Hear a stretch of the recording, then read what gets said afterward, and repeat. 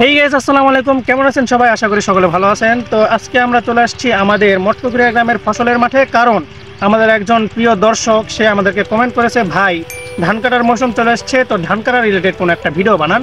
তো আমাদের দর্শক কমেন্ট করবে আর আমরা সেটা করবো না, এটা তো হতেই পারে না। তাই আমরা চলে আসলাম আজকে আমাদের মঠপুকুরিয়া গ্রামের ফসলের মাঠে। তো চলুন আমাদের ফসলের মাঠের দৃশ্যগুলো আপনাদেরকে দেখানো যাক। Let's go.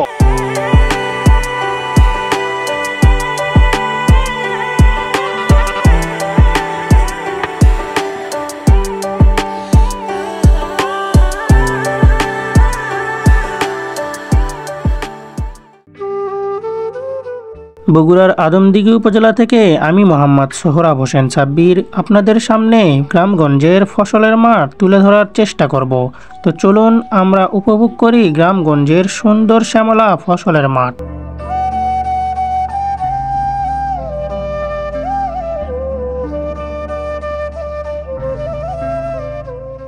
সবুজে শ্যামলে ঘেরা আমাদের এই সোনার বাংলাদেশের প্রত্যেকটি গ্রামেই রয়েছে এমন সবুজে শ্যামলে ঘেরা ফসলের মাঠ, এবং সেই ফসলের মাঠে বিভিন্ন সময়ে বিভিন্ন ধরনের চাষাবাদ হয়ে থাকে। তো এখন যেহেতু কার্তিকের শেষে অগ্রহায়ণের শুরুর দিকে এখন ধান পাকতে শুরু করবে, এবং সেই ধান কৃষকেরা যত্ন সহকারে ঘরে উঠাবে, এবং এরপর শুরু হবে নতুন আবাদ, যেমন আলু, সরিষা আরো অন্যান্য।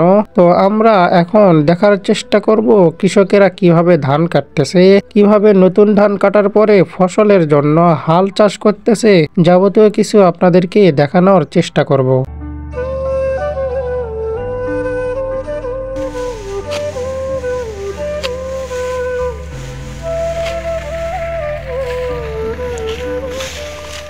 এখন সব ধান কাটার উপযোগী না হলেও যেগুলো ধান কাটার উপযোগী হয়েছে সেগুলো ধান কৃষকেরা বাড়িতে যত্নের সহকারে নিয়ে যাচ্ছে।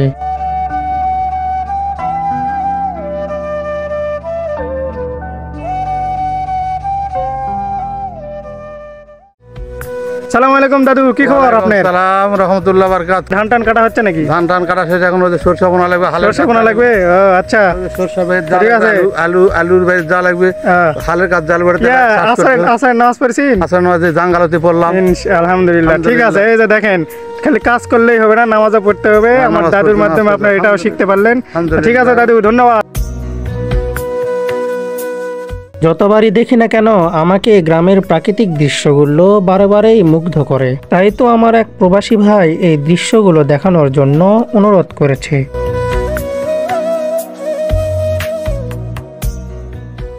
এই যে মাঠের মধ্যে এরকম সুন্দর জায়গা থাকলে কি আর বাড়িতে যেতে মন চায়? কখনোই না।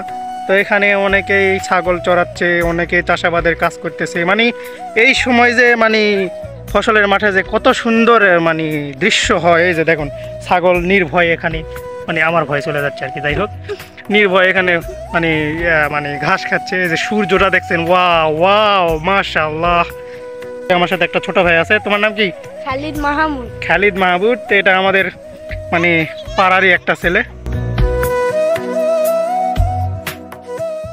গরুর হাল চাষ এখন প্রায় দেখাই যায় না, মাঠে মাঠে এখন দাপিয়ে বেড়াচ্ছে এই রকম পাওয়ার টিলার।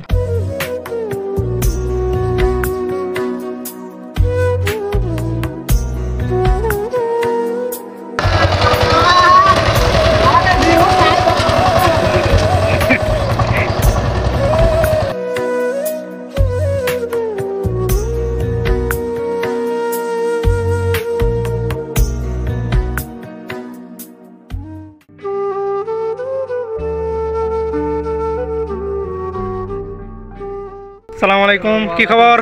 ভালো আছেন? এখন কি সরষা টরষা লাগানো হবে নাকি? হয় ভাই, দেখতে আসতেছি। আচ্ছা, ঠিক আছে। তো এই যে আমাদের গ্রামের আর একটা দাদু এখানে জমির কাজ করতেছে, আল কাটতেছে আর কি।